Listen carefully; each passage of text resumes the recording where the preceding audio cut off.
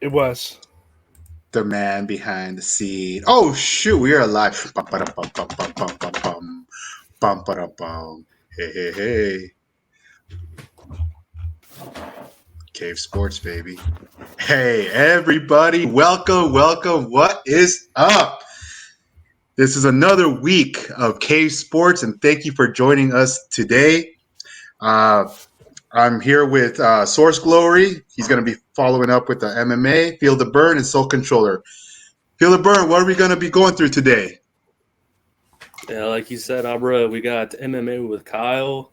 We're going to do a little bit of a football recap like we normally do every week. We got our cave updates, cave top performers for our fantasy league. Some big upsets this week, unfortunately. Got a little new segment that we're going to do, Who Would You Rather? A little fantasy football twist on a classic game to play. And then some NFL playoff talk, and we're going to finish it up with some wrestling.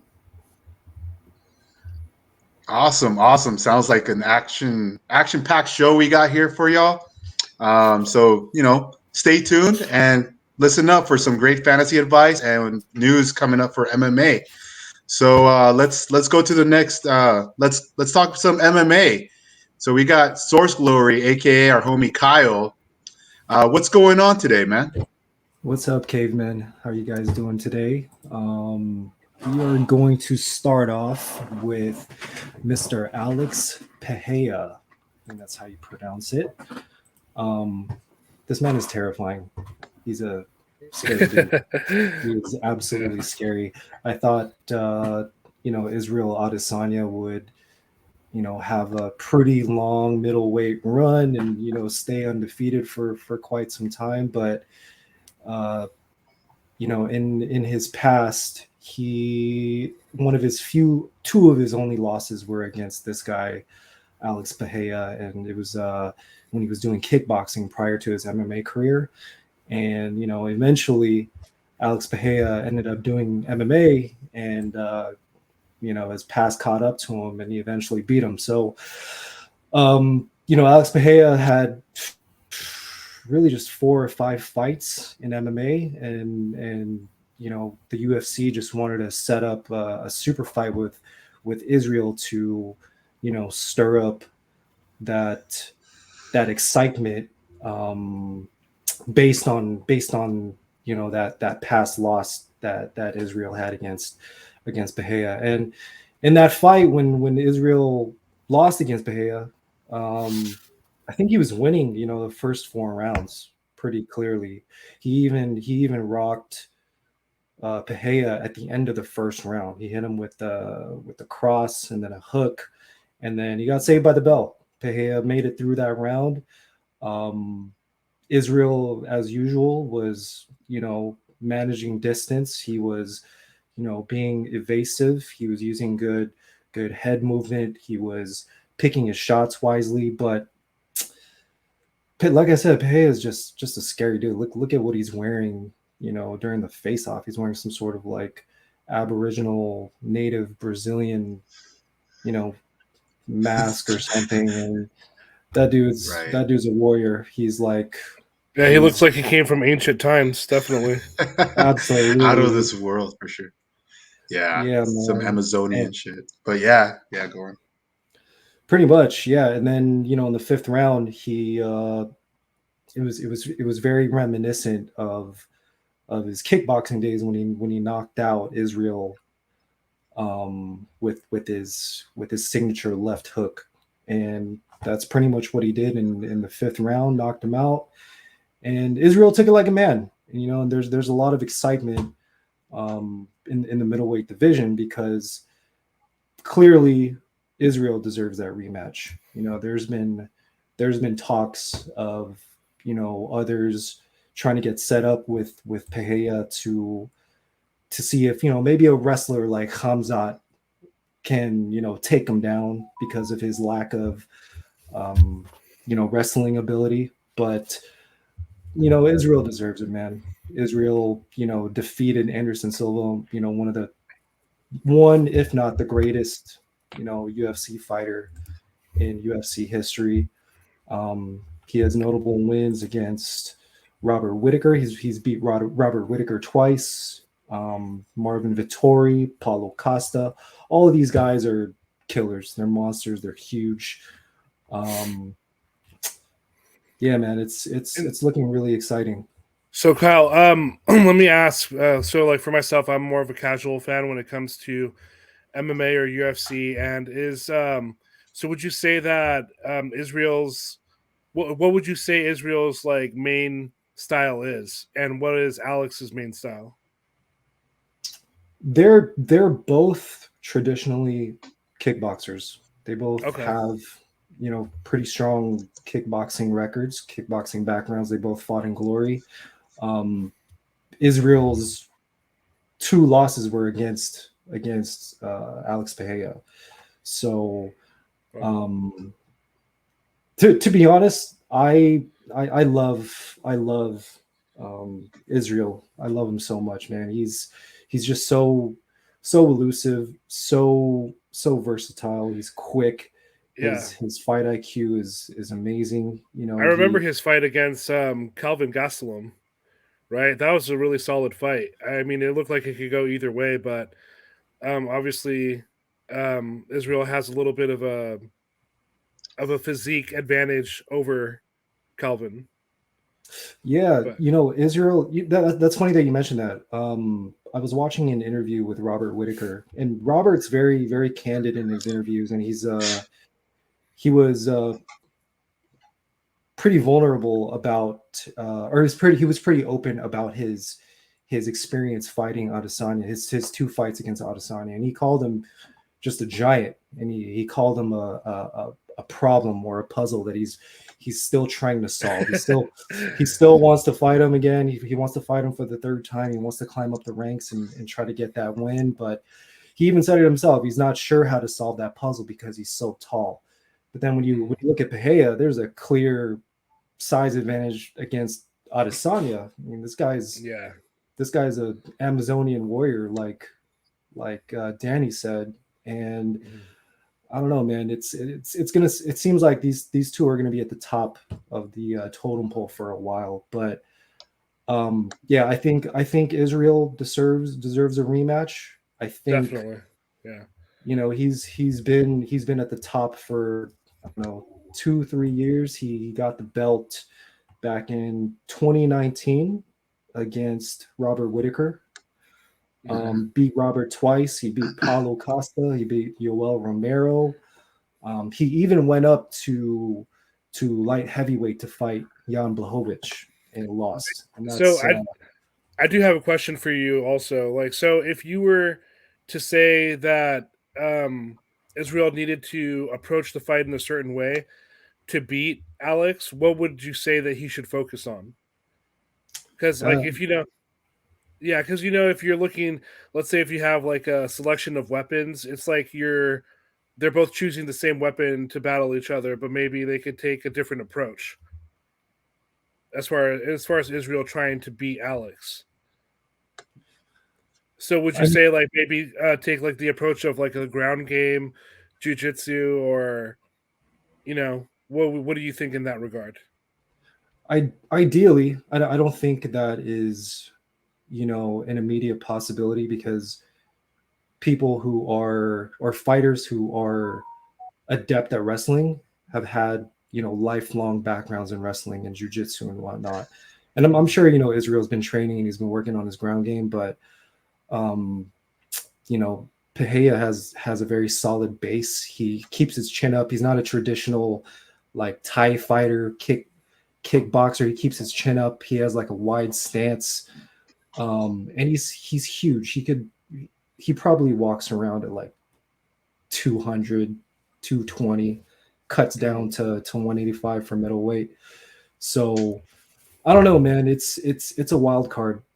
Just from watching the fight, it was there was always a sense of impending doom that like eventually that left hook from Pereira was going to land, even though Israel was winning most of the fight. But it's up in the air, man. Like I said, Israel was winning the first 4 rounds. Yeah, sorry, go ahead, Danny. No, I was gonna ask. So is this all just talks and rumors right now about a potential rematch, or is this something already concrete? And if so, like, when's it going to happen? It's not concrete.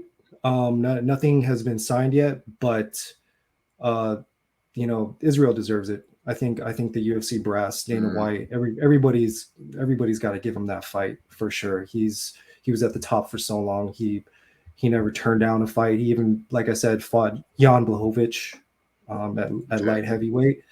So this guy's an anime fan. He does like weird little Naruto dances. He even danced with the Jabberwockies in one of his entrances. Like this guy's he's charismatic. Isn't he the guy who did the Pokeball celebration in one of his fights that he won? Oh no, like that's he did the Ash Ketchum. That's MVP. That's a guy in Bellator. That's Michael Venom Page. Okay. Very similar style though. Okay.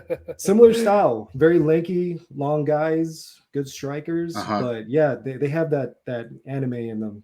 So they're really exciting fighters to watch.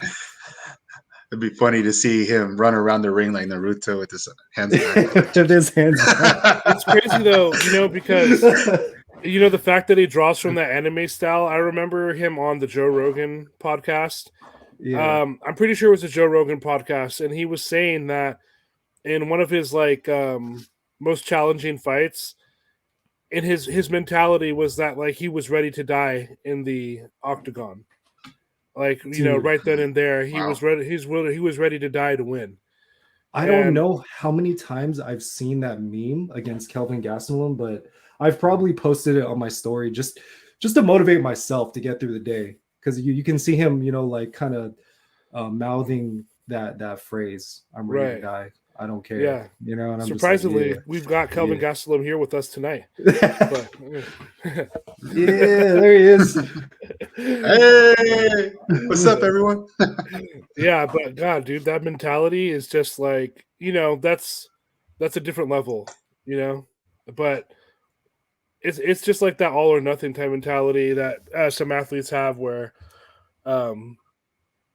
it's going to be hard to beat them, Yeah, absolutely, man. Absolutely. And, in order to be in a cage and get your face beat in like that and to, potentially risk, CTE or some severe injury, you have to have that mindset of being ready to die. Even in training, man, when you're sparring and you're running, 3-4 miles a day. And, I'm an amateur fighter, I have a pretty losing record right now, but in the training that I've endured, it takes a lot of mental fortitude, man, a lot of mental fortitude. And, to be in there, with millions of people watching, your family watching, and your reputation's on the line. And this guy wants to take your head off, especially this Amazonian warrior who wants to take your head off. Like, you gotta be in a killer headspace to be able to endure that type of environment, So yeah, I don't know how they do it, man, but yeah, I think neither do I, man. It's insane. I think like I said, it could go either way. And also I wanted to bring up as well, there's talks of Khamzat Chimaev, which is, I'm not sure if you guys are familiar with him either, but he's a welterweight fighter. Yeah, he's a savage, man. He's the second coming of Khabib, pretty much. Yeah, for real. I saw him fight once. Wow. I saw him fight one time, and dude obliterated his opponent. I don't even know who he fought. I think it was a match back in September. Yeah. And he just obliterated his opponent. I think they went one round and like, okay. And then the second round, he just came out.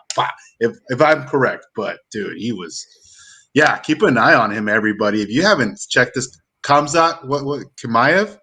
Chimaev, yeah. That guy's – Chimaev, okay. Dude's nuts, but – that's funny you bring that up, man, because that fight that you're referring to, he beat Kevin Holland, which is also a welterweight fighter, but Khamzat was supposed to fight Diaz, and there was something that went on where they had to switch. Oh. Do you remember that, the main event? I remember that. Yeah. Diaz ended up fighting Tony Ferguson, which is two legends as well. Yeah. Right. Because someone came overweight or something like that. Someone didn't make weight, so they switched things around or something. Yeah, I think that's Khamzat, what I think was happened. like 8 pounds overweight. Oh my god. I don't know if it was intentional, but Oh, it was awesome. And Kevin Holland, just got choked out. Kevin Holland, they call him Big Mouth for a reason. Kevin Holland just talks a bunch of shit, talks a bunch of crap. Excuse my language. But yeah, Khamzat pretty much ragdolled him.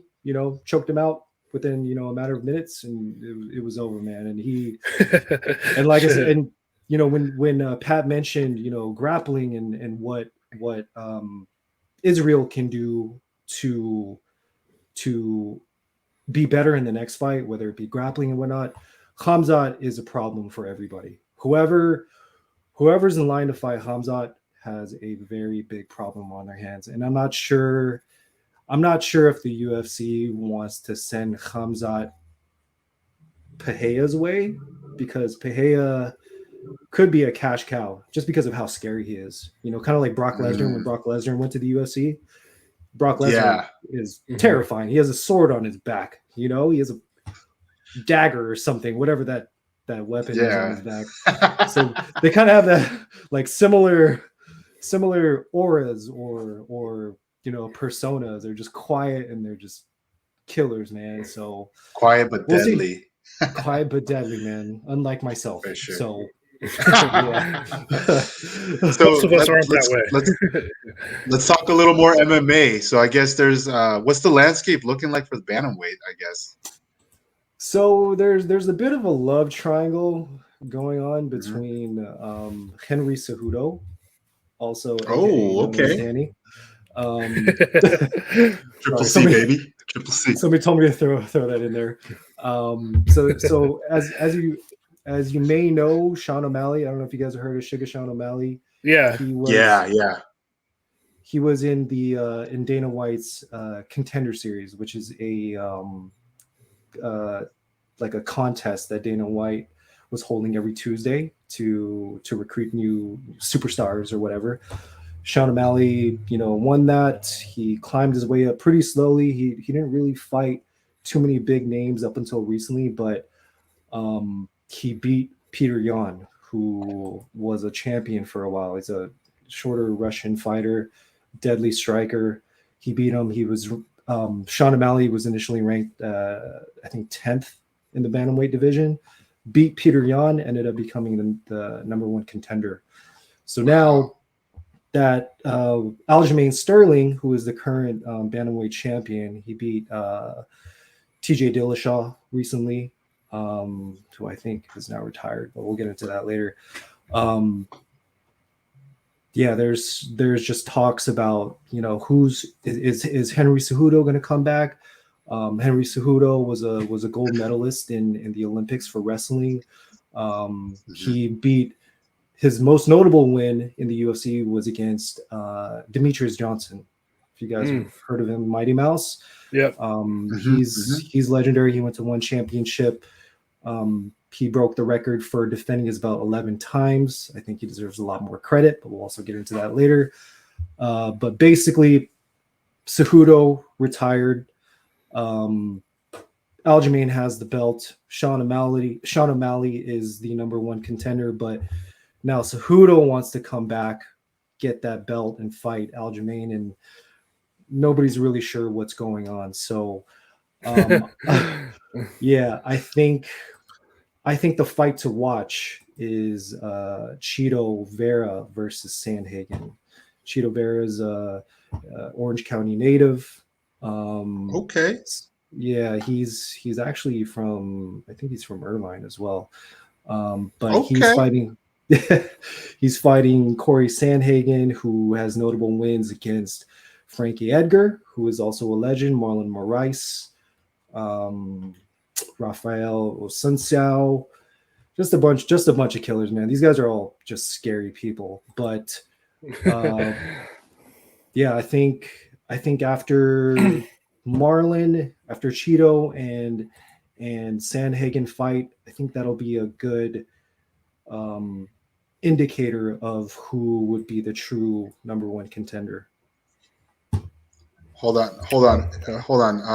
I'm getting a call right now. It's Triple C. He's coming back and getting that belt. He just called me right now. Okay. He's my brother, in case y'all didn't know, but no, he's not. It's just a joke because we kind of look alike a bit. But anyways, no, I just wanted to joke around, say there's, but I like the fact that I'm a Cejudo fan thanks to Jarizi, honestly. He kind of showed him to me, and I was like, yo, this guy is pretty dope. So not only outside of the octagon, like he's got he's got swag and all that, but in the ring, yeah, like you said, not the ring, the octagon, dude's a beast, man. And I mean, I'm excited hearing, even though they're just rumors, I'm excited to see if he comes back or not. But I have a lot of these guys, they have that warrior mentality. We've discussed this on the show, where it's like, they don't let anything get in their way. So if he wants to come back, he's going to come back, whether he wins or not, we'll find that out. But to have that winning mentality of like, nah, I'm going to come back, give it time. If he's talking about it, he's thinking about it for sure. I think there's a good chance he will come back. I agree. I'm glad you brought that up, man, because he has a similar method of staying relevant during retirement, just like Conor McGregor. He knows how to put out content in social media, and to put out interviews of him talking smack, talking trash, creating rumors, creating buzz. He has that same type of charisma that Conor has, which is funny because I also think back on before he was winning, he wasn't that great of a character, if you will. Kind of like Colby Covington. Colby Covington, I think there were rumors of him getting kicked out of the UFC because he just wasn't, you do look like him, man. He is your brother. Bit, huh? Yeah, you must be your brother. Look at those guns. Carbon copy. Beautiful. But Henry Cejudo was on The Ultimate Fighter, and I remember him being very, humble, just talking about how he came from a humble background. And I'm pretty sure the UFC brass had a talk with him and said, hey man, you're not selling enough fights, you got to start talking crap. And he put on this persona, and he won the belt. He won 2 belts and kicked Demetrius's butt. And look at him now, man. He's Triple C. He's the king of cringe, they call him. And despite how cringy he is a savage. He's so respected in the sport that he even got John Jones to come to his camp and train with them, and that's how good cool. his wrestling is. So that's big. Yeah, that's huge. Yeah. He's a beast. He's a savage, and that's gonna be exciting as well. Awesome. Yeah. Something to look forward to. Absolutely. Yeah, I like when he Jarizi a long time ago showed me. I guess it was the weigh-ins, and he showed up, I guess, wearing some hat and maybe like a magician or something like that. He just I don't know. It was hilarious. You guys just look it up. I can't really explain it, but it was funny. Yeah, you could tell. But cool. All right. Go ahead. Oh no, I just said you could tell he's having fun with it. Oh yeah. And it's funny how what Kyle Source Glory said. He was like a humble guy, and kind of like in wrestling, he was that baby face, that I'm I come from a humble beginning. Look at me. But then they're like, yo, you're not selling. So he's all like, all right, I'm gonna be a jerk now, and just starts talking crap. And I guess in wrestling, they call that, he turned heel. So he went heel, and look what happened. He started selling fights. Became triple champion. So that's dope.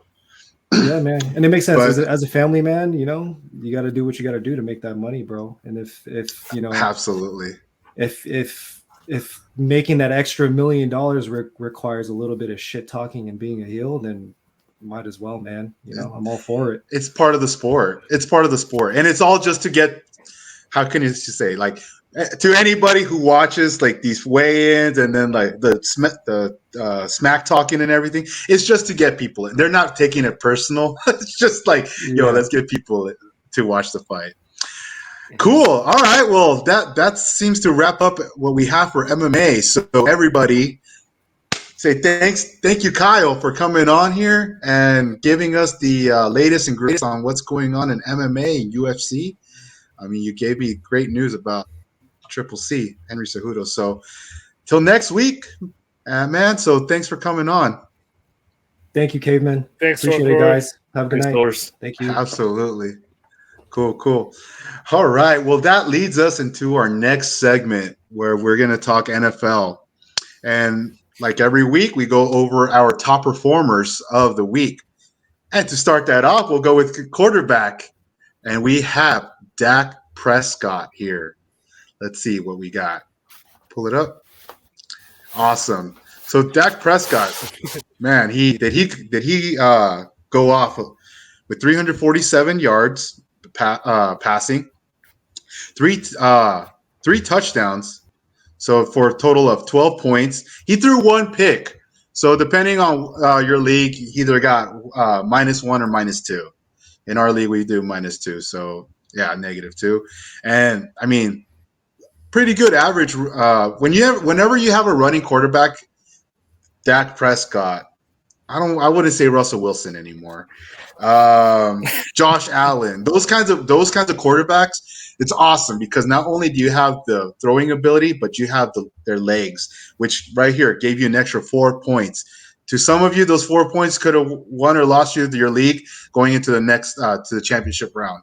So kudos to Dak Prescott putting up good numbers against the Eagles too. Eagles have been pretty solid this year. So definitely. kudos to Dak Prescott. I mean, with this receiving core too, got CeeDee Lamb, Michael Gallup. So everyone came around and helped them out too. So kudos to the Cowboys team. But yeah, there you go, Dak Prescott. What do you guys think? I think an added spark definitely for the Cowboys was the addition of T.Y. Hilton. You saw, I don't know if you guys saw that highlight. He had a big catch somewhere in, I don't know what part of the game it was in, but it looked like a 30 to 40 yard reception. And that's a huge spark. Yeah, Hilton's always been one of those higher caliber receivers. He's kind of dipped a little bit, had the injury, different players being in and out or whatever, but yeah, I think it's a great addition to the Cowboys. As they were shopping Odell Beckham and a couple other guys. This looks like they finally made their decision with Hilton, and it's showing that it was rewarding. I gotta ask this though. Let's ask some questions here.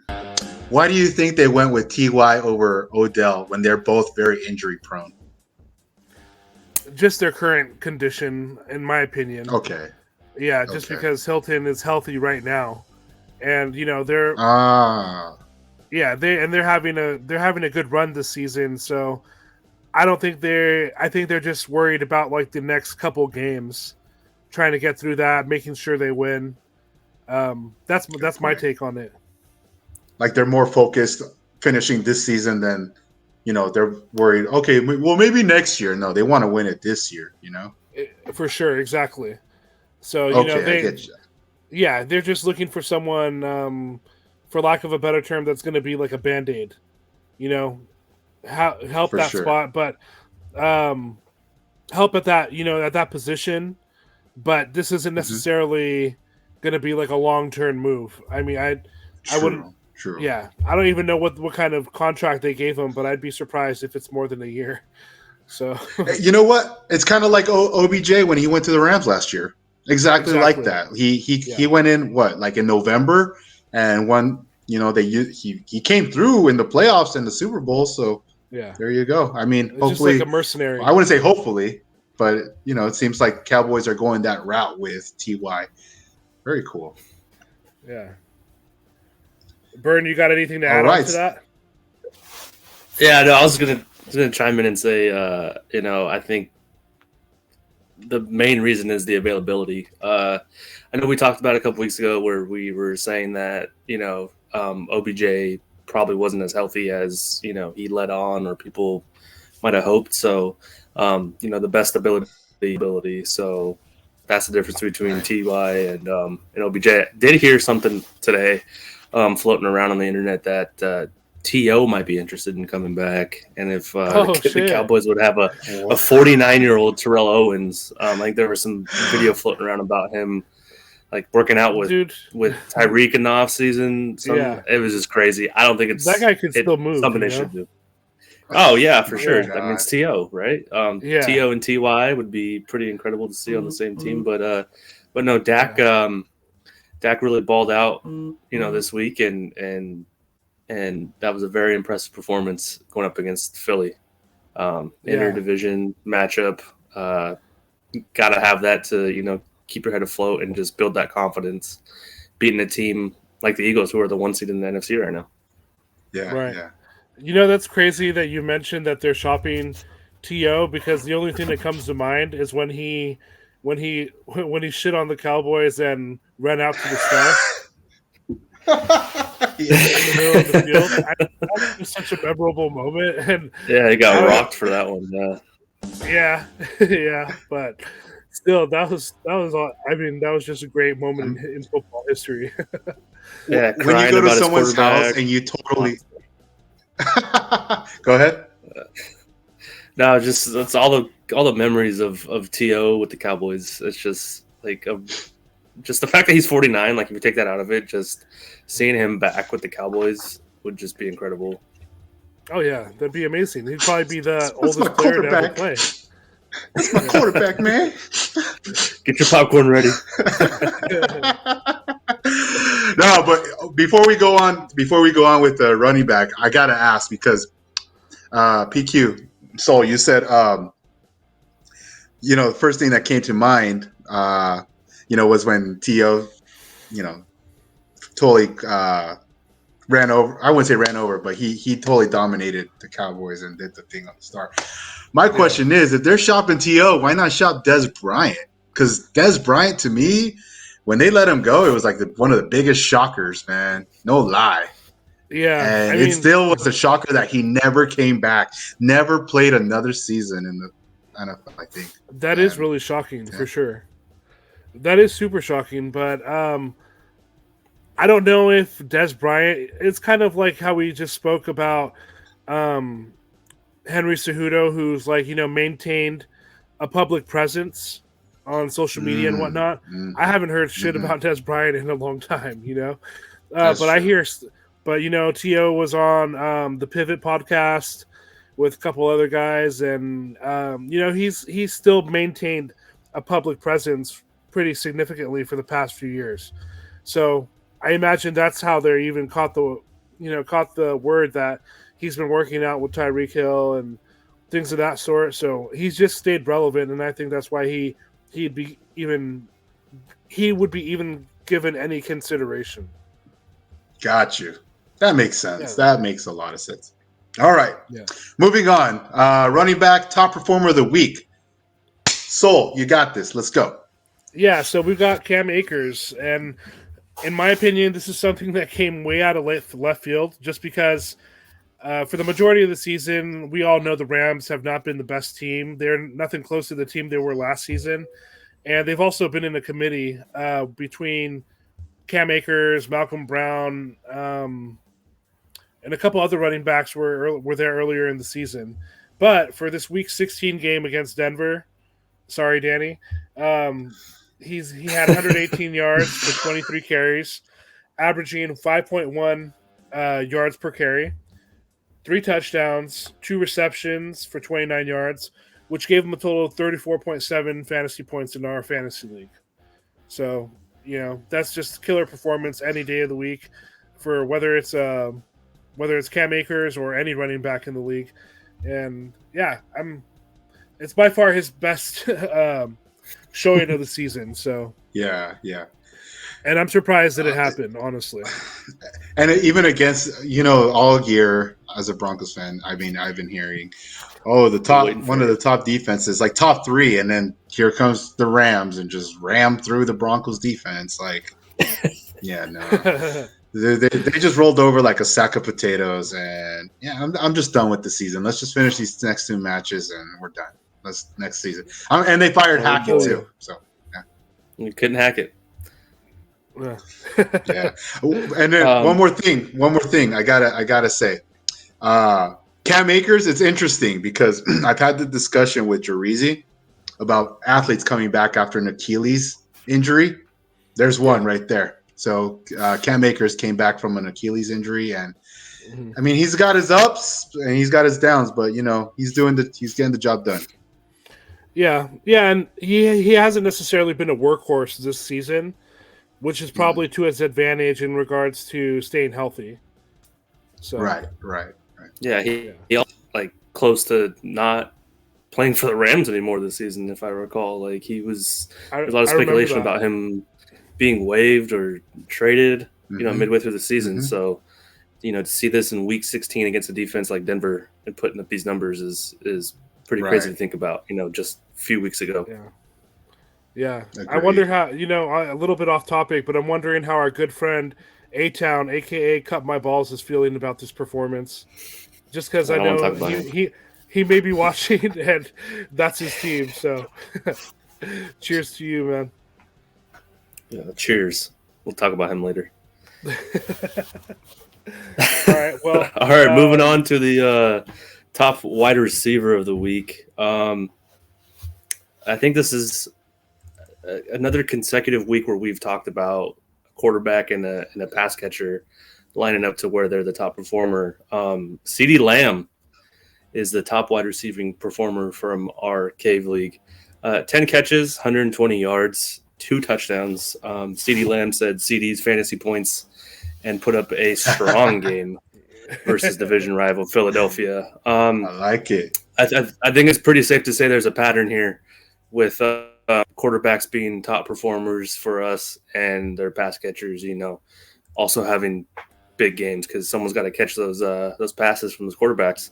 Unless you have a dominant running quarterback like your Lamar Jackson, Jalen Hurts of the world, there's probably going to be a correspondence with the pass catcher. So CeeDee Lamb putting up big numbers yet again. Well, awesome. Yeah, I have him in a couple leagues. Yeah, but you know what? I was out of the playoffs already, so it didn't matter.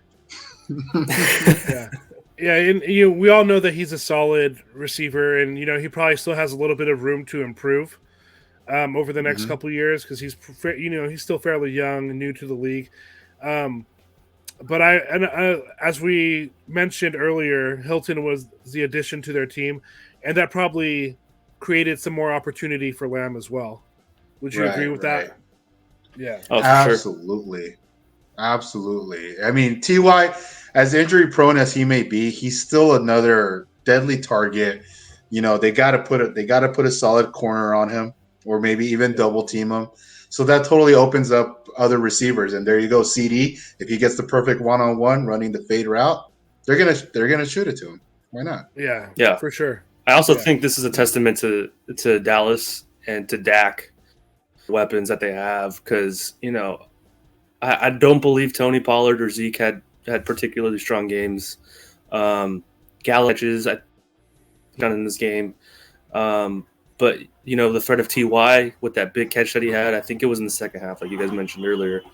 When you have that threat, when you have all these threats on offense, someone's going to be single covered, and it's up to Dak to find that receiver, and being able to have a guy like CeeDee Lamb, first round pick, Oklahoma, top wide receiver of his draft.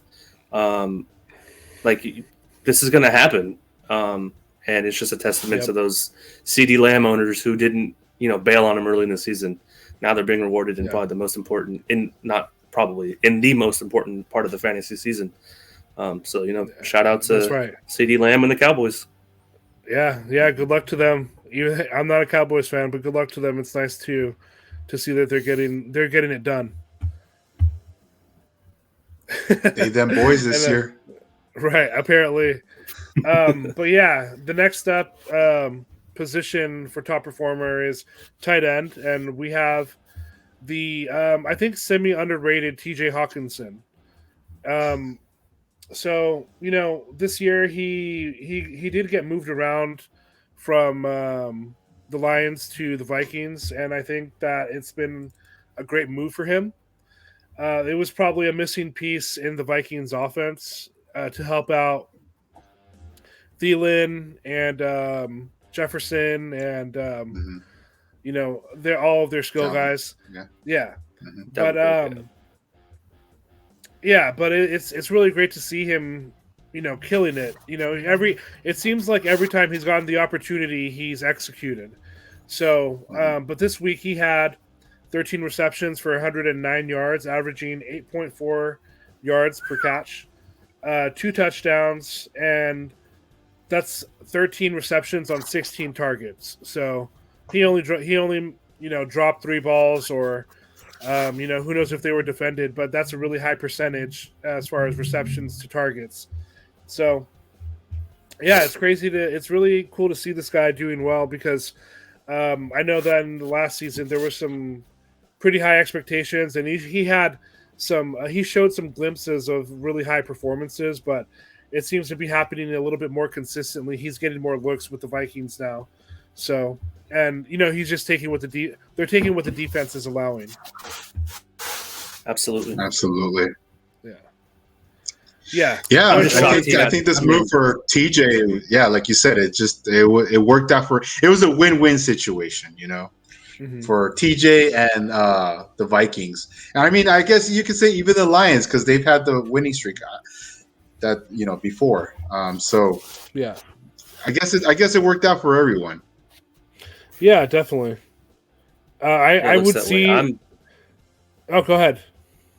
I was just gonna say that the thing that shocks me the most is those 16 targets. I can't remember the last time a Vikings tight end was targeted 16 times, or even a tight end was targeted 16 times by Cousins. That is eye-opening. That should instill some confidence in these all the TJ Hawkinson owners out there, because I know that he was talked about a lot in preseason about being that tight end that could have that breakout season. So here we are, week 16.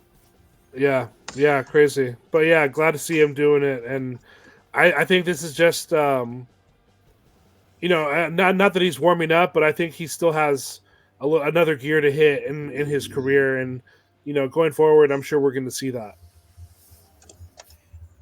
Agreed. Absolutely. Yeah.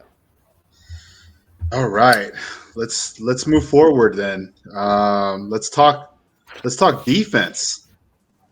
And yeah, let's wrap it up here with the defensive top performer of this week. I'll take that one. Absolutely. Hate to bring up sore subjects for you, Danny. It was the Rams defense at home in SoFi against your Denver Broncos. Like your picture in your background states, Broncos country, let's cry. Held them to 14 points. Oh no, Danny. Held them to 14 points. Man, 4 interceptions, one of them returned for a touchdown, 6 sacks. That was as dominant of a performance as you're going to see all season. Thankfully, unlike the Colts of last week, the Rams did win this game, putting up 51 points total. But yeah, they dominated from start to finish in this game. I think in the first quarter there was 2 interceptions, and then all of a sudden, blink of an eye, it was 21-0 Rams. Just an absolutely dominant performance from start to finish by the Rams defense. Our Cave League top defensive performance this week, 21 points total. Wow. And last season, this is something that wouldn't be to anyone's surprise, but obviously we're in 2022 now, and I don't know. For me, it's a big surprise, but obviously it's a matchup. A benefit of the matchup as well against the Broncos, but still. I mean, I thought that with no Aaron Donald, the Broncos were going to be able to do something. But it didn't matter. No one. I mean, it might have been worse if Aaron Donald played. Oh yeah, for sure, definitely. For sure, dude. Yeah, it was embarrassing. That's all we could say to it. But you know what? Kudos to the Rams. It's any given Sunday, so. And you're right. They had the perfect matchup because Broncos offense, I believe, they're last in the entire league. So, as we say, they're boo boo. Boo boo. Far cry from the preseason favorite of the AFC West, huh? Good God! Even as Super Bowl champs, do you remember that? It was crazy. People were like, all the Broncos chatter beginning of the season, man. It was crazy. And here we are. Right. Yeah, I put a lot of money in the preseason on them. Oh, sorry, dude. That sucks. Yeah, but yeah, that's the thing. It's always a gamble, right? Yeah, that's why it's called gambling. That's why it's called gambling. Exactly. Good job, Dave. I mean, even in fantasy, like, you know, you could have. We've talked about this. You could have the best lineup possible and still lose. Yeah, that might be the best segue to our cave recap of our playoffs and giving a cave update because sadly, let's do it. Your boys, your boys choked in the semifinals. Both myself and Soul Controller got knocked out, man. Yeah, it was terrible. I mean, honestly, it was totally unexpected, but it's just one of those weeks when your team doesn't show up. So, you know, it's at the end of the day, you have to kind of accept that you've lost already, because like we just said, it's a gamble, even with the best lineup. Yeah, but so now we've got CD's nuts and cut my balls in the final round to decide who's going to be the Cave League champion. And with us having only an 8-team league, we've said it all season. The teams are all stacked. It's just been a matter of, you know, are you playing the waivers? Are you, you know, keeping up with injury reports and different moves in the league? So we'll see. It's going to be a toss up. There's really no favorite in this matchup. I think it's pretty clear, though. You know, we can see this graphic here. We probably should have named our team name have something to do with like male genitalia, because those two are in the championship right now, right? We needed some dick and ball jokes or something, man. You know, like you said, I feel like you and I had two of the three stronger teams this year. CD's nuts came on strong at the end, cut my balls in there all season. Me and him were in the same division, battling it out. You know, this was the rubber match for me and him, and he ended up getting the best of me. And you know, just the history there between me and him, like we've duked it out in other fantasy leagues before. So it's just another one of those epic matchups between him and I. But yeah, I did not see this coming. I kind of felt like it could happen. We've been talking about it, and it's, you know, been warning about having an 8-man league and all the teams are stacked, and then it's like, yeah, it actually happened. So, you know, it got the best of us last week. So that's true. That's just the way it is. But you know, one thing I was considering, how we're going to be adding some rules and some different things into the Cave League going forward. Maybe it'll be a cool thing to like, you know, let's say like if you and I were in the championship game or the championship match, that I'll get to choose your name in the next league. Something like that would be kind of funny. Yeah, we could do some like prop bets. We'll do some little things like that. Yeah, we could definitely make it you know, more fun and interactive of a league for sure. But this is, you know, the inaugural one, and congrats to the players in the championship. Yep, definitely. With the male genitalia names. I mean, you're close. You know, not what was it? Niner Gang Bang, something like that. Bang Bang Niner Gang is just a lyric from E40. 49ers. Oh, okay. I had a Niners defense, so I usually pick my name based on who I draft. So I went with that one. But CD's Nuts I'm a cut my Niner balls. fan, God, there's stuff there. Clearly, they Yeah. had other things on mind. Clearly. Yeah. But yeah, so that I think that pretty much sums up the recap for at least the playoff projection for the Cave League. For sure. Yeah. Let's play our little game. Who would you rather? Ooh. Yeah, so this is something that we came up with recently. It's kind of like it's to go along with our polls that we do, each week. So the first who would you rather that we brainstormed on was Justin Fields or Jared Goff. Looks like they're playing each other in the NFL this week for Week 17. Both have been pretty serviceable fantasy quarterbacks this year, and they're got matchups against good defenses playing each other. So, Soul Controller, who would you rather, Justin Fields or Jared Goff? Oh man, that's a really tough one, honestly. But between the two of them, even though Fields had one of his lower games of the season last week, I would still probably go with Fields. For me the the element of being a dual threat is just too dangerous. Because at any given time, if he's in space, if the defense makes a mistake, he's been capitalizing on it the whole season. So, with a quarterback who could easily run for a touchdown, throw for a touchdown, or do whatever he needs to do to make a play, as he's been doing, I would still go with Justin Fields. Nice. Abra, who would you go with? Who would you rather, Justin Fields, Jared Goff? Well, before I say who, I mean, I would hope these two are playing in the NFL. But anyways, Okay. Jared Goff. Yeah, no, it's because earlier when Zach was like, these guys are playing in the NFL. I'm like, yeah. Yeah, so I meant like I don't want to say real life, but like fantasy NFL, they're playing each other in the NFL. Obviously. Yeah. No, I got you. Yeah, for sure. just being a smart ass. But no, in this case, I'll say it. I've never been a Justin Fields fan.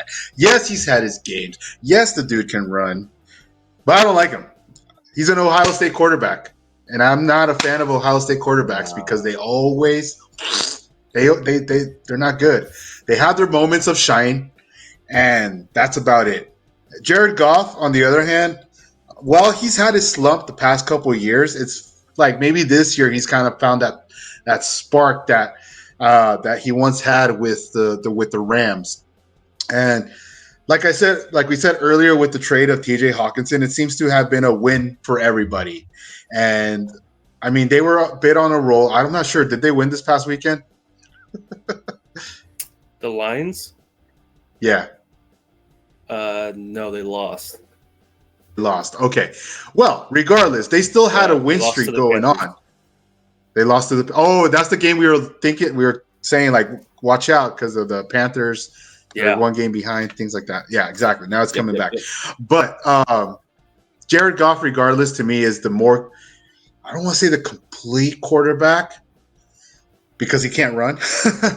But he's more of like a traditional quarterback. He's got the IQ, I believe, far more higher football IQ than Justin Fields. Justin Fields just athletically gifted, and he can make those sudden moves when needed. But I think when it comes to like PQ said, a traditional quarterback, pocket quarterback, has that good presence around him sometimes. I'll go with Goff. So Jared Goff is I would rather start. Got it. So I'll break the tie here. I do like the fact that Goff pretty solid all season. Last week, like you said, lost to the Panthers. Still put up big numbers. He was the number 2 quarterback of fantasy for our Cave League.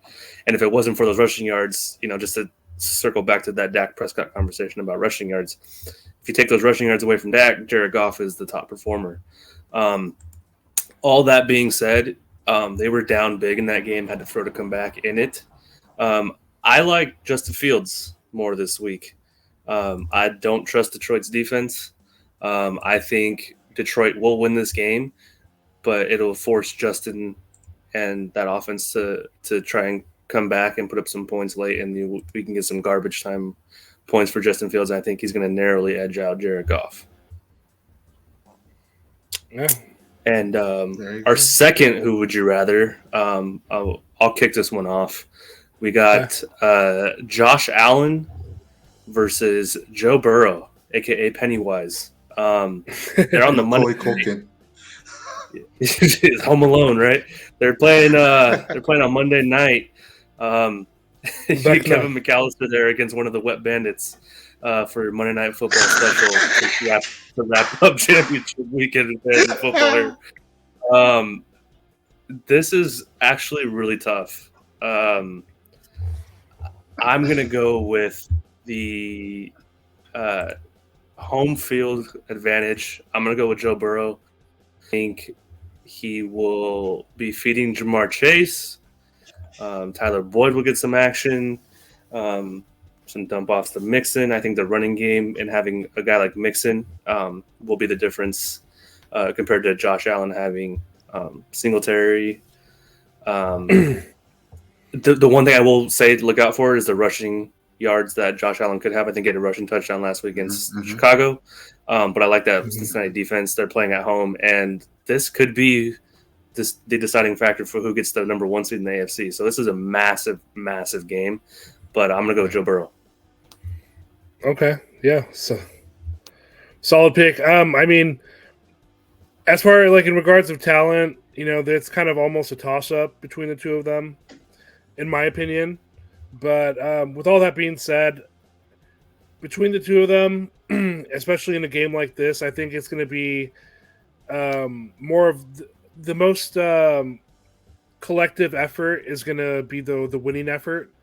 So, we have all the receivers for the Bengals and their running game. And if I had to choose, I think I will go with Burrow as well, even though it's a little bit of, it's definitely a toss up in my opinion. It's kind of, it's a 49-51 split.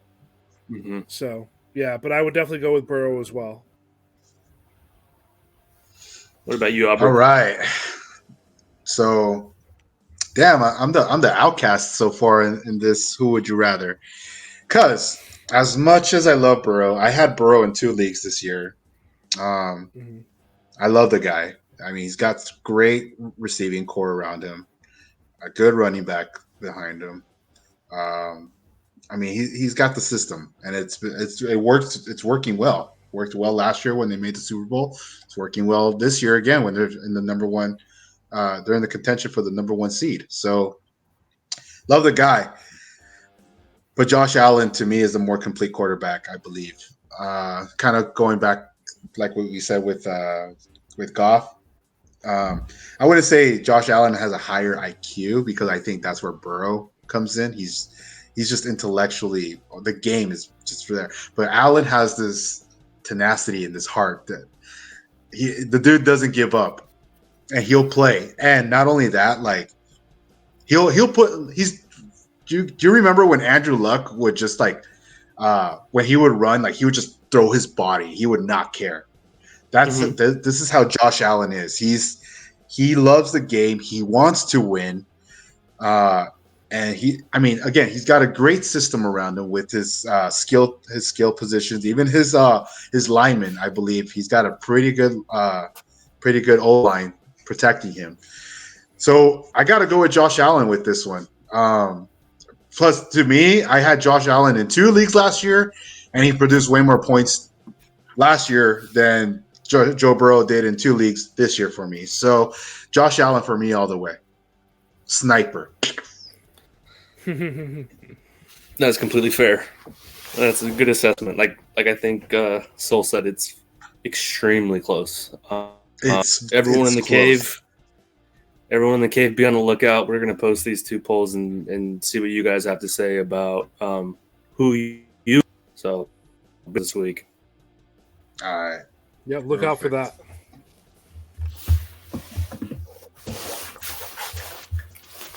Yeah. Do we got any more? Who would you rather? No, that's all we got for That's our all we segment. got? But yeah, and we're going to look up some more, and we'll post them closer to game time. So that way we can have some more options up there. But those are the 2 that we were highlighting going into Absolutely. week 17. And guys, if you have any questions too regarding this, who would you rather? If you have any questions, okay, like we said, Allen or Burrow, and if you can't decide, throw it in the comment. We'll get back to you, or shoot us a message. Be like, hey, Burn, I got this championship game. Who would you? We'll help you out, guys. We're here for you. So just follow us on. And before we conclude the football segment, though, we still have one of the polls we did from week 16. Okay, let's touch on it. Yeah, and that was for we've got our very own A-Town project asking about Pollard. Oh, this guy, God, it's insufferable. Here. I think that Zeke his time is done. I said that way earlier in the season. It's just because Pollard, he's had that talent, and him being the handcuff to Zeke, he hasn't had as much wear and tear, I guess you could say. So, if I had to choose between one of them, I'm going with Pollard. And Pollard, he's shown his ability, whether it's in the run game or as a receiver. He, he has the ability to execute and then some. So I'm going with Pollard if that's the case. Yeah, I think Zeke's cereal bowl is pretty empty now. You can't feed him anymore, and so he ate too much, man. Now he's just like, oh shit, man. But where I'm going with where I'm going with it is that his playing time is I wouldn't say it's significantly decreased, but the production that has been made in the running back position, it's all Tony Pollard. And I could say this too because I've been a Zeke fan, and I know he's an Ohio State guy, and I talk smack on Ohio State. But I mean, the guy proved it. Yeah, I mean, he did a lot in the previous seasons, and just this season, it seems like the tide is shifting towards Pollard in the future. So that's all I'll say. Yeah, no more cereal for Zeke, man. So I am actually going to go in the opposite direction. I'm going to go with Zeke this week. Short week. I believe Pollard was a little banged up at the end of last game. They're going up against Tennessee. Although it sounds like Tennessee is not putting all their guns out there for this game on Thursday. The Cowboys are 10-point favorites last I heard. And I think they're going to try and, not use Pollard as much. I think Zeke's going to be the workhorse this week. So I'm going to go with Zeke. Not like you need any advice, all right. A-Town. Jeez. That's cut my balls for everyone. Yeah, cut my balls. That's why. So we did have a poll for week 16 going into their games to each of their respective games. It was Justin Fields or Trevor Lawrence picking one to start. So the majority said 71% was Justin Fields was chosen to start. 29% said Trevor Lawrence. And, I think that's just a product of the history of the season, of this season, current season. In the past weeks, Justin Fields, he's been, a top performer almost every week at the quarterback position. But in this specific game, in this specific week, Trevor Lawrence was the one who was the top performer between these two. So Trevor Lawrence had 18.26 fantasy points in our league. He had 20 completions out of 31 attempts. That's a percentage of 64.5 for 229 yards. No interceptions, but he did fumble. And he had 1 touchdown, which was actually a run. So, Okay. yeah. But Interest. I gotta add. Let me add, because this is for those that first time fantasy players or people that have never played and want to play maybe next year. Past performance never indicates future performance, and I'm gonna look in the camera when I say this. And the reason why everyone makes the same mistake is that we look at maybe in the previous season, and I'm one because I said about Justin Fields. Okay, I'm one, and I do this. So we're all guilty. But yeah, past performance never indicates future performance. What you need to look for, and again, everybody, matchups. Where is this defense ranked? Are there any corners that are injured? Any safeties that are injured? Things like that you have to look for when you're going to start. If you can't decide between a quarterback, don't go with the popular name. Don't go with who blew up last week. You got to look at the stats. This is where we got to be nerds. That's what fantasy is. It's all stats for nerds. This is where you got to look at, okay, the defense is going to have 2 corners. They're injured. They'll be putting in 2 rookie corners. Come on, guys. This is where I would think you start.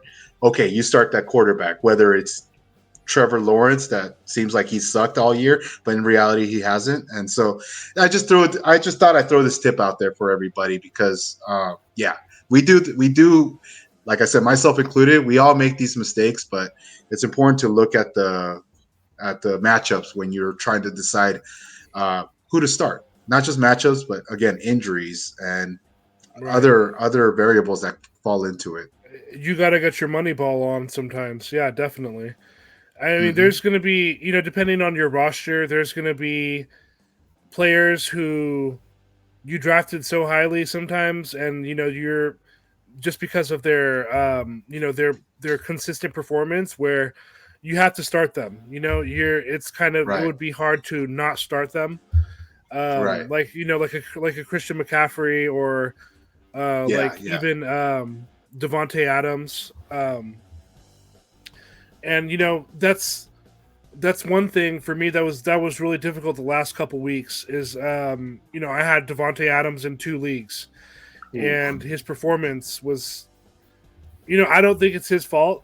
I think they need I've said this I'm not a Raiders fan, but I've said this for a long time. I think the Raiders need a new quarterback, because they have so much talent. It's like not translating to their record and their performance. So the receiving core is up here and the quarterbacks are right here. That makes a lot of sense. Yeah, and there's no way I'm not going to start Devontae Adams. I don't have anybody who is worthy of taking that position from him. It's like top 5 receiver. How can I start someone else? Yeah, that's true. Well, PQ, to add on, I know we want to keep, but there's a lot of news that happened. I don't know. Did you guys see what happened with the Raiders sitting Carr out? Oh yeah. So to everybody that didn't catch the news, PQ, yourself included. So Josh McDaniels came out and said he was going to bench David Carr in the next game. And he was going to start Derek Carr, a quarterback that they traded for from the New England Patriots. Funny how that worked, right? Sounds like Matt Castle and Jay Cutler back in 2008. Yep. Right? Yep. So anyways, when David Carr, or not David, Carr, when he found out that, he was benched, he said he's done with the Raiders. He's moving on now. Yeah, so he's taking a leave of absence from the team. And we'll be focusing on next steps. And then I think there's rumblings, to piggyback off of what you said, Danny, there's rumblings of a potential trade that might be in the works. And this is both to, not have Derek hurt the team anymore because, if we're being frank, this is his worst completion percentage he's had in the season since his rookie year, in a year that was supposed to be improving with the addition of Devontae Adams. And to be fair, like we brought up when Renfro and Waller were coming back, having these weapons were supposed to help him. It's not helping him. They're still losing games in heartbreaking fashion.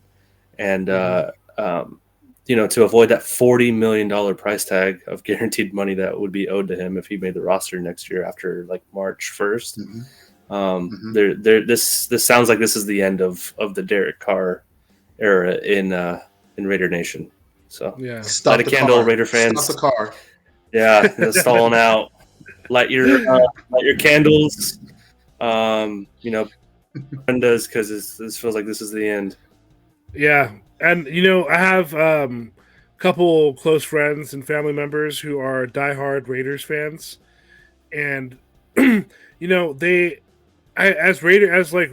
Raiders fans, they wanted to believe in Carr. It's like his character. Everybody wanted to believe in him. I mean, his character and everything like that. It's hard. Everybody likes the guy, but it's just unfortunately he's not executing on the field. So right. Yeah, He's a good guy for sure. They didn't hire him to make friends. They hired him to win games. So they gotta win games. That's the Raiders. Yeah, and it's so crazy. It's so crazy that the belief in him was so strong that Devontae Adams was saying that he went from one Hall of Fame quarterback to another, and that for me was like, this is not going to end well. No way did you just compare Derek Carr to freaking Aaron Rodgers. Rodgers, right. He's just trying to be positive, like that's he can't just positive. say, "Oh yeah." Plus, that's his homie. Like there's difference between being positive and gaslighting somebody. I mean, come on. Like that's my homie, man. That's my quarterback. That's my quarterback. Die back to God. Crazy ass wide receivers. The Hall of Fame quarterback to another. Get out of here. Yeah, send in the car. He's gone. All right. Okay. So that's it with NFL. Oh no, let's talk playoff picture real quick. Just okay. Won't take too long. Let's not take too long. No. So, we only got one team clinched this week. That wasn't there last week. That's Latin. No. There you go. Yeah, so the team that clinched the playoffs this week was the Chargers, right? That was the only addition. That sounds right. They clinched on Monday. There's still two seeds open in the AFC. Looks like the Jaguars and the Titans are going to be duking it out for the 4 in the AFC South, with like the Dolphins, Jets, Patriots, Steelers, all fighting for that 7 seed.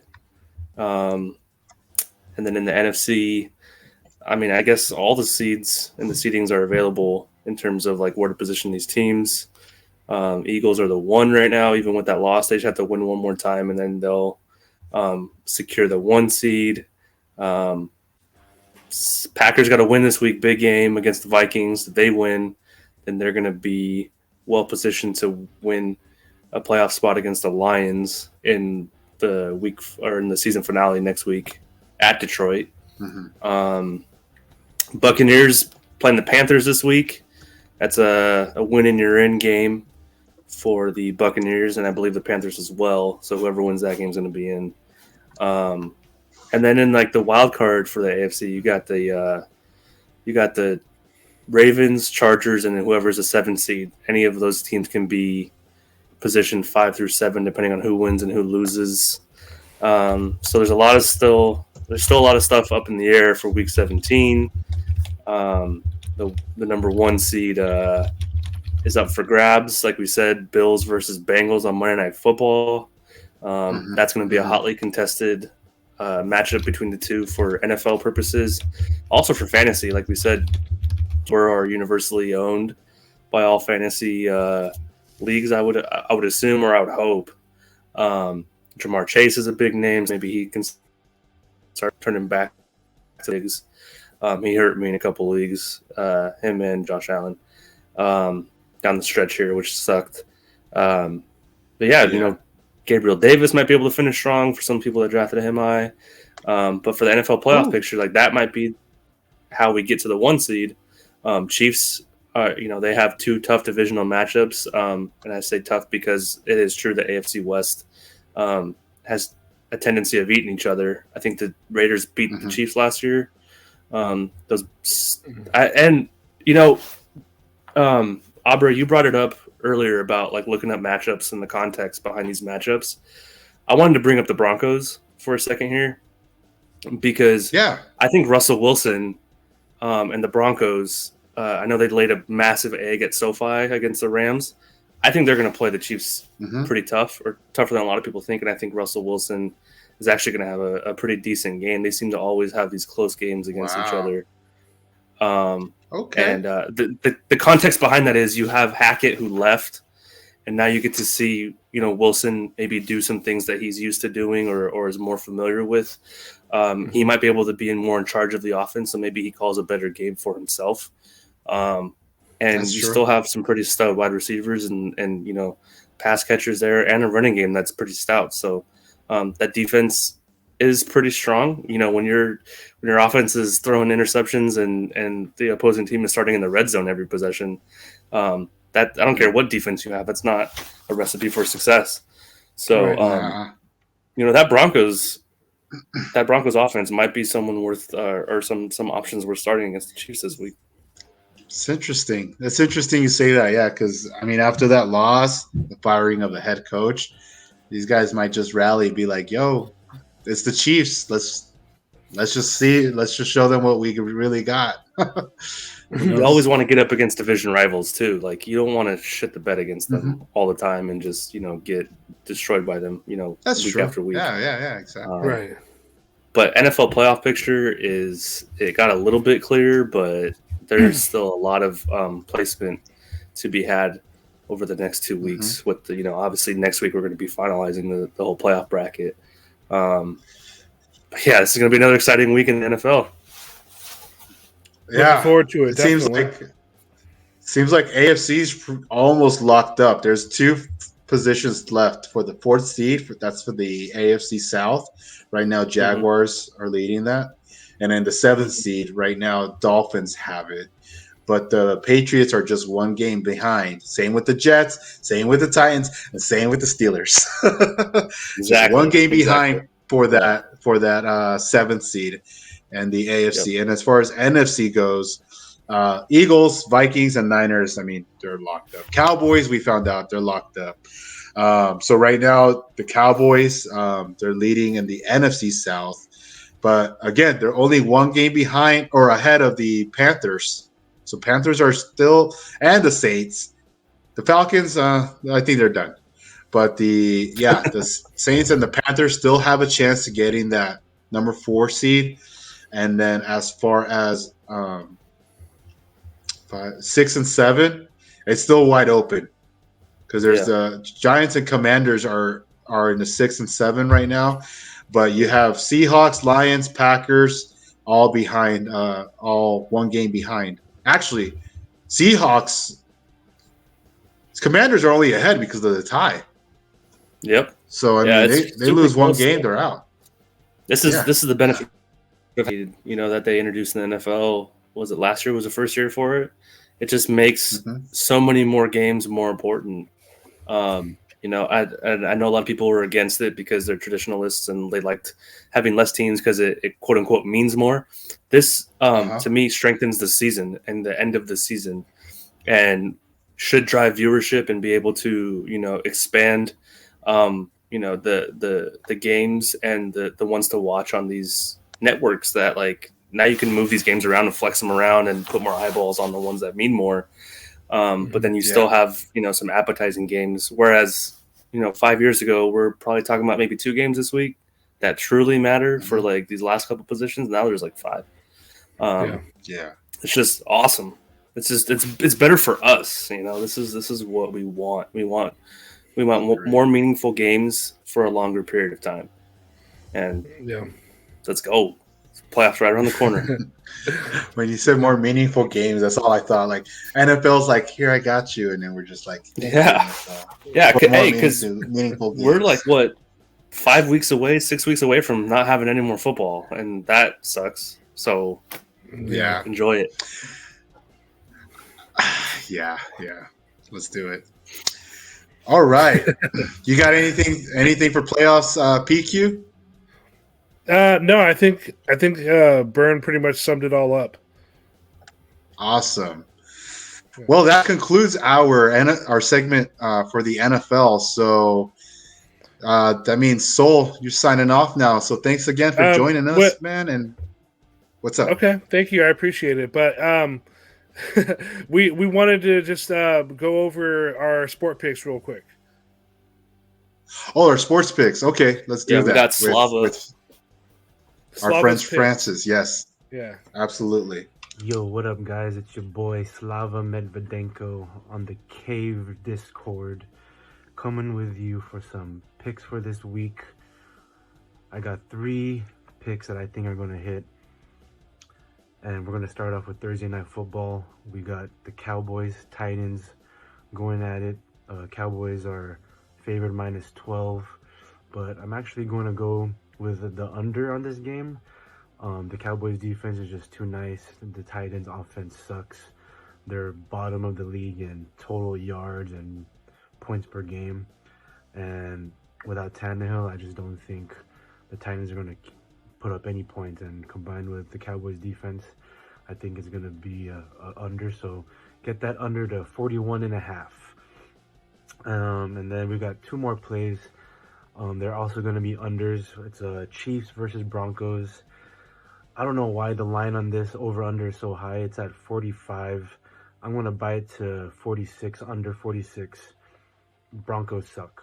Their offense is just nowhere to be found. But on the flip side, their defense is really good, so they could hold the Chiefs to a couple touchdowns, not too crazy. So I think it's just going to be a slow, grinding game, under 46. Go get that now. And last but not least, we got the Raiders versus the Niners. The line's at 41.5. I would buy it to 42.5. Get that under to 42.5. Raiders are benching Derek Carr. 49ers defense is unbelievable. It's just all the ingredients for a slow pace, non-exciting game. So I hope you guys ride with me again. So we got Cowboys, Titans under 41.5, Chiefs, Broncos under 46, and Raiders, Niners under 42.5. Let's get this money, boys and girls. Awesome. Yeah. So thank you, Slava. Awesome. Appreciate that.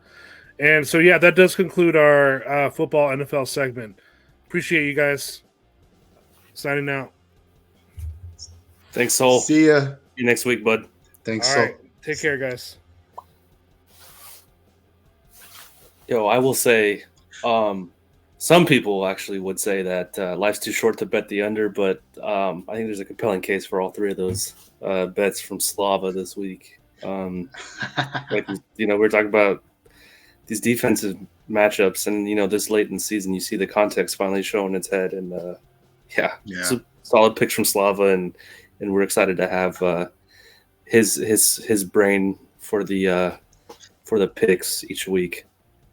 I gotta say, if any of you listen closely, notice how he's using the matchups, like what we were talking about, with the with fantasy, who to sit and start, and notice how he's making his picks based off like, Raiders are sitting Carr, Niners defense is great. So those are the things you got to think about who you're gonna sit and start in your lineup as well, guys. So just want to throw that out there. That's right. Well, Abra, Cool.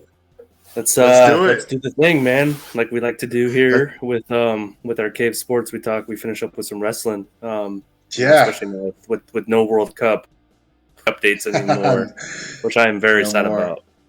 By the way, don't worry, he'll come back again in 4 years. Oh well, hey, because this is 3.5 now.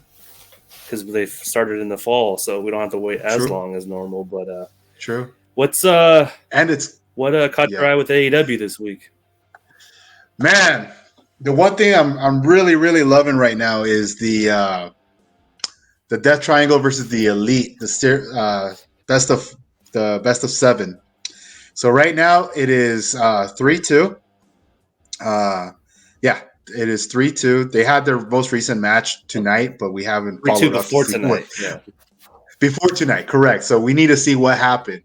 As we all know, they went 3-1. The Elite came out and said, "Okay, how about we make it no DQ?" They accepted. Great match last week on Holiday Bash. And then the Elite came out victorious. And now the series is at 3-2. And not sure exactly how they're going to move forward. I don't know how tonight's match was, if it was another DQ or no disqualification match, or if it was a regular match. But I have a feeling after tonight it's going to be 3-3 to go for the. I like how it says if necessary. Of course, they're going to go to the 7th match, and that's going to be here in LA at the Kia Forum. But I've said it before, and I think I'll say it again. Elite's going to win this one. So let's do a little spoiler alert. So this happened actually before we went live tonight. The Elite ended up winning. I believe it was a Falls Count Anywhere match. And so we will in fact have that match number 7. And you and I both predicted this. How we got there, I believe you had it going 3-0, and then Elite winning 4 straight. Yeah. I think I had it the other way with the Elite going up 3-1 and Death Triangle clawing their way back. Either way, we both had a match number 7. They did this. This is the problem I'm having a little bit with booking in wrestling is you have these shows that are future dated, and you want to build excitement for them, right? I think it was completely unnecessary to announce that they were going to have a ladder match in the Kia Forum for like if it goes to match 7, because then it's like, well, why wouldn't it go 7? Like we want to see a ladder match. Come on, Of course. So it kind of tips their hand. However, shout out to Tony Khan and everyone involved. TK with this best of 7, because it's been phenomenal. Each match has been better than the last. They've been evolving. Like this story, this best of 7 is going to go down as one of the best of 7s. Obviously in AEW history, obviously in trio, tag team wrestling history, but in best of 7 history, period. Like for wrestling, this has been amazing. Now we get the match number 7 in our backyard, just up to 5 or up to 4 or 5, depending on. There's so many freeways we can take, but. The Kia Forum is going to be rocking. I will actually be in attendance, so I am looking forward to this very much. Woohoo! Yeah, it's going to be dope, man. Looking forward to it. I'm hoping I get a chance to go. Get you out there too, man. We'll see. Yeah, we got to get you there. I'm hoping. So yeah, we'll see. Yeah, you know what I noticed in the picture? It had the score 3-3. So total spoiler alert. Yeah, that's where I was like, oh, you know what? That's what happened. That's what happened. Yeah. I ended up looking a little bit beforehand. I'll go back and watch the whole thing, but I saw something about Falls Count Anywhere. So I mean, but like I said, this was kind of to be expected. But each match being better than the last is really what pro wrestling's about. So shout out to AEW. Right. So. Last week on Holiday Bash, Wardlow called out Samoa Joe, and because I guess after Wardlow lost his TNT belt, which I thought was, oh god, I hated the way he lost it, but I guess Samoa Joe won it, bloodline, all this stuff, whatever. I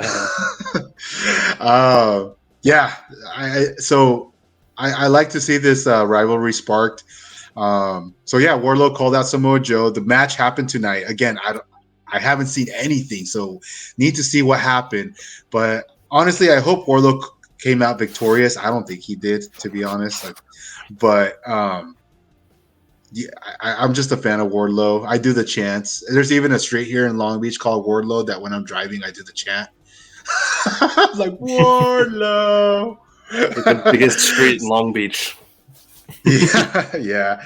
But no, I'm a fan, and I hope he got it. And we'll see. And if he didn't win, it's going to be interesting to see where the story continues, because I do see this story going on. It's not going to end where if Wardlow loses, okay, it's done, it's over. Or even if Wardlow won this match, okay, it's over. I think this is a rivalry that they're really pushing here, and honestly, I like it, man, because they started off as partners. They were Ward Joe for a bit, and then that's when Samoa Joe stabbed Wardlow in the back, and the way he won, it was crap. But it is what it is. That's wrestling. Hey, that was our first wrestling recap that we did, was when we recapped Full Gear, where Joe became double champ. Great piece of booking, by the way, but that's neither here nor there. This is a highly anticipated match. Shout out to AEW for having the capacity and the desire to give fans what they want. High profile match for a mid-card title. Seems to be all the rage in pro wrestling nowadays. These mid-card titles are being showcased the right way. And, the TNT title being fought over on TBS, very funny. But this match is going to be no joke, for sure. I haven't watched it either. I don't know what happened in this match. However, highly anticipated match between these two. I am very excited for it.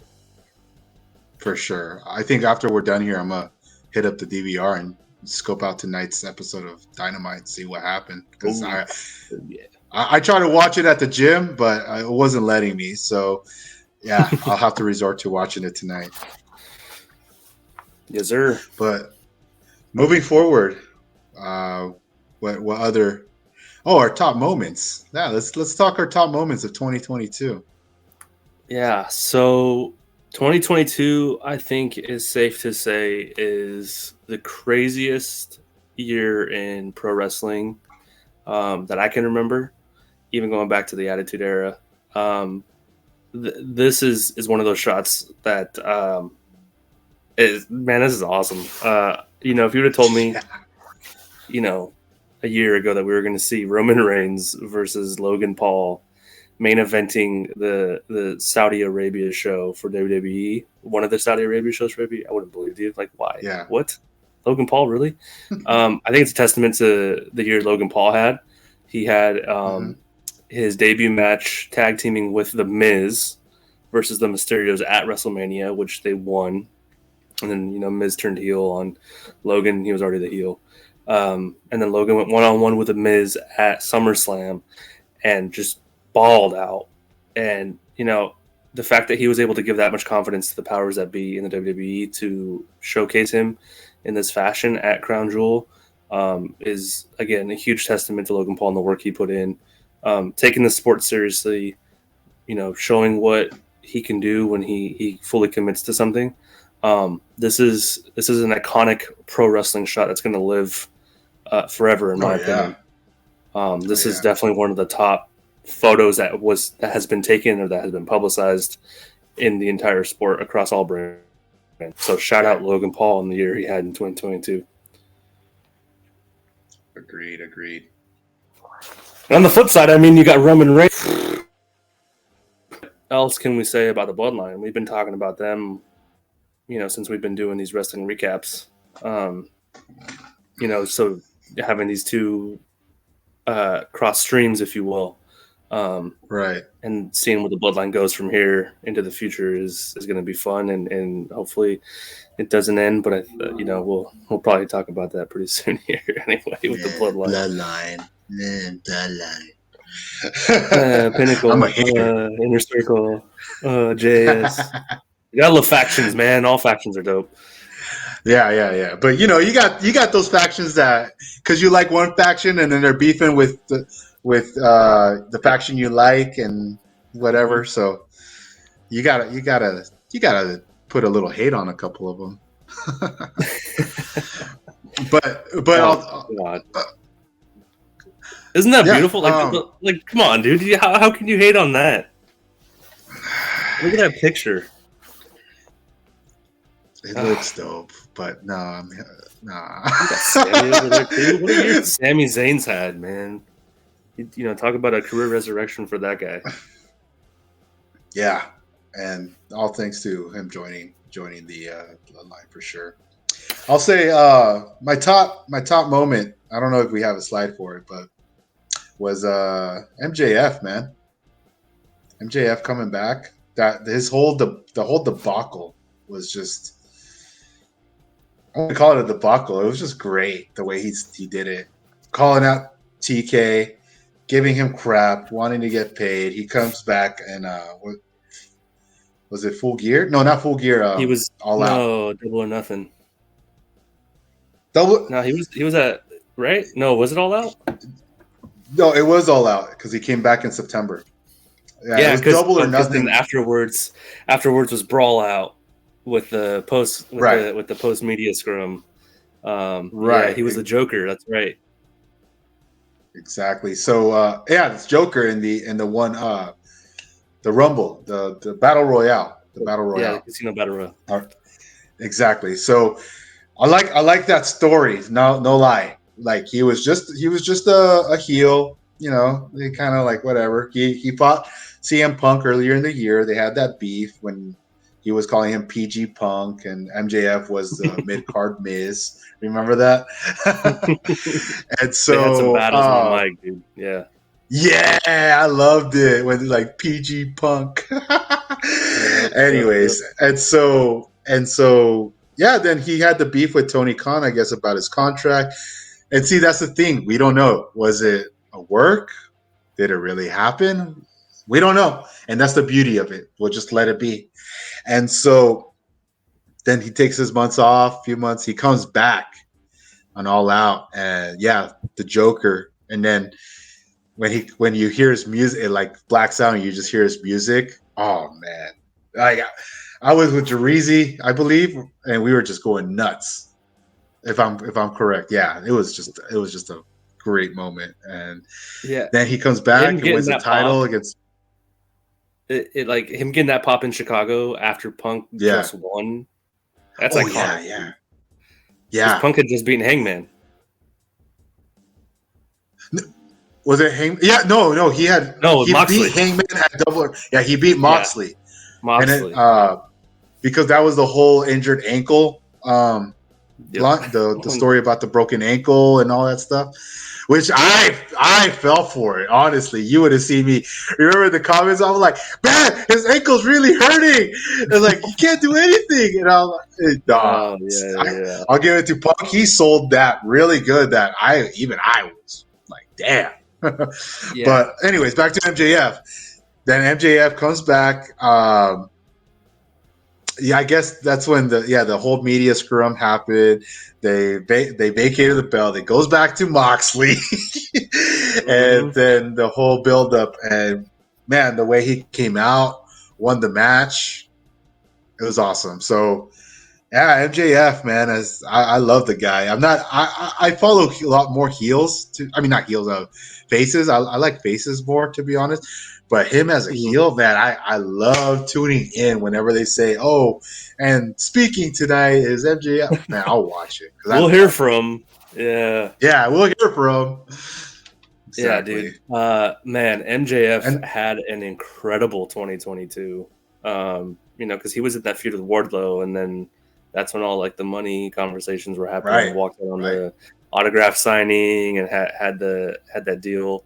And it got destroyed by Wardlow, and then the next Dynamite was in LA. That was the last time they were here in LA, and that's when he dropped the UF and mark to Tony Khan on live television, nationally broadcasted, and I don't remember the last time I lost my voice for a promo. Like, there's been moments in like stuff where I've been in the crowd for certain things for like, all sports and like just cheering and yelling and you lose your voice. Like for a promo, dude, like that was, man, MJF really balled out in 2022. And this photo right here of him capturing the ultimate goal in AEW is perfect, and it encapsulates his journey in 2022 perfectly.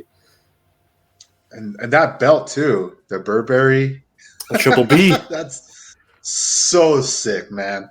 Yeah, I love what he did with it, honestly. Very smart. Agreed. But yeah, I think that you got any more moments for 2022?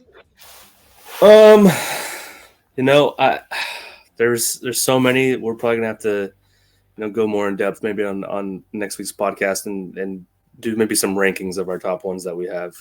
However, I do think we have maybe some predictions to do for WrestleMania this year. It's right around the corner, right? Okay. We got Rumble January, and there's some rumblings going on, no pun intended, for Mania, also in Inglewood this year. A couple sites are reporting that it's not confirmed yet, but The Rock is on WWE's list to main event against Roman Reigns for the Universal Championship. Wow. They're hoping to lock that down before the Royal Rumble, so they can build towards that. Which is interesting that they mentioned that, because it's not the undisputed WWE Universal Championship, it's just the Universal Championship. So the other parts of that rumor is that Seth Rollins will be facing either Drew McIntyre or Cody at WrestleMania on one of the nights for the WWE Championship. And the reason why I say "or" is because the rumor has it that it's contingent upon whether or not The Rock can show up and wrestle at WrestleMania. Because if he does not, then we will have Drew versus Seth for night 1 for the WWE Championship, and then Roman versus Cody night 2 for the Universal Championship. Another little rumor underneath that was KO and Sammy teaming up to face the Usos for the tag team championships at WrestleMania one of the nights. I think there's also rumblings of Charlotte against Bianca for the Raw Women's Championship, Becky versus Ronda for the SmackDown Women's Championship. And my personal favorite rumor that's going around right now, I would love for this to happen, is Stone Cold Steve Austin. Stone Cold Steve Austin making his return to WrestleMania, coming off of his performance last year against CM Punk. That would be a blockbuster if that happens. If all that happens, we're talking about one of the greatest WrestleManias of all time, hands down. Yeah. And here in our backyard too, which I got to try to go too, man.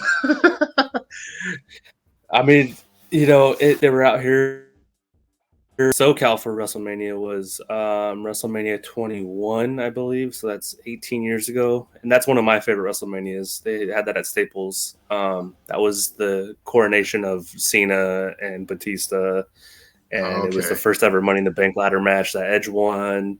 It was the second WrestleMania where like a tag team fought each other. I think Rey versus Eddie were the tag team champions at the time, and they faced each other.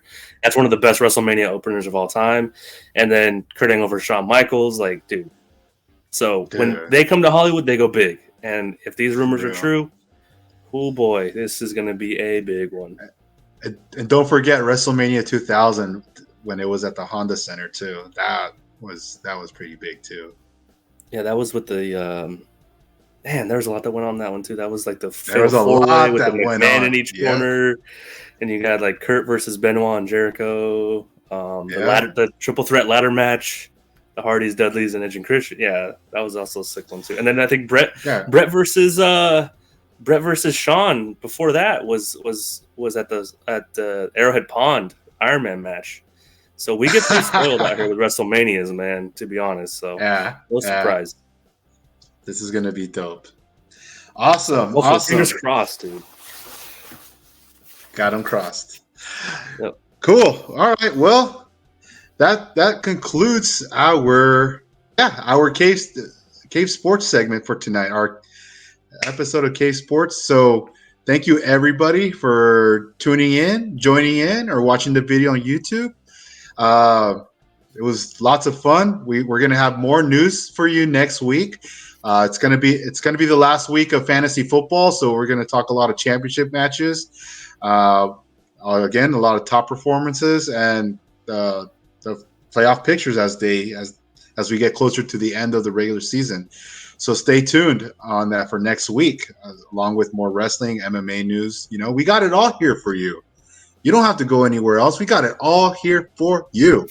Because once we're done with football, then we go with basketball, and we're going to go with the other sports. So this is how we do it here in Cave. So make sure to follow us. Make sure to stay tuned and check us out. All right. Well, here with me tonight is Feel the Burn. Soul Controller signed out.